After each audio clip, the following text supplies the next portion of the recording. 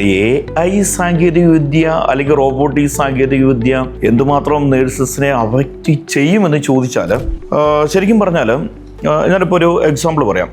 ഇപ്പോൾ AI സംബന്ധിച്ചിടത്തോളം ചിലപ്പോൾ പേഷ്യൻറ്റിനെ ക്ലോസ് മോണിറ്റർ ചെയ്യാൻ പറ്റും. അഡ്മിനിസ്ട്രേറ്റീവ് വർക്ക് കൂടുതലായിട്ട് ചെയ്യാനായിട്ട് സാധിക്കും. പേപ്പർ വർക്കുകൾ അല്ലെങ്കിൽ ബില്ലിംഗ് വർക്കുകൾ ഇതുപോലുള്ള കാര്യങ്ങളൊക്കെ ചെയ്യാൻ സാധിക്കും. അതുപോലെ തന്നെ പേഷ്യൻറ്റിനെ കൂടുതലായിട്ട് മോണിറ്റർ ചെയ്ത് ഒരു കോംപ്ലിക്കേഷനിലേക്ക് പോകുന്നതിന് മുമ്പ് സ്റ്റാഫിനെ അലർട്ട് ചെയ്യാനായിട്ട് സാധിക്കും. ഇനിയിപ്പോൾ അതുമല്ല എന്നുണ്ടെങ്കിൽ വൈറ്റൽസ് ക്ലോസ് മോണിറ്റർ ചെയ്യാനായിട്ട് സാധിക്കും. ഒരു അബ്നോർമൽ ലാബ് വാല്യൂ ഫ്ലാഗ് ചെയ്യണം എന്നുണ്ടെങ്കിൽ AI സാങ്കേതികവിദ്യക്ക് ഉറപ്പായിട്ടും സാധിക്കും. നേഴ്സിംഗ് കെയർ പ്ലാൻ സജസ്റ്റ് ചെയ്യാനായിട്ട് സാധിക്കും ബേസ്ഡ് ഓൺ എവിഡൻസ്.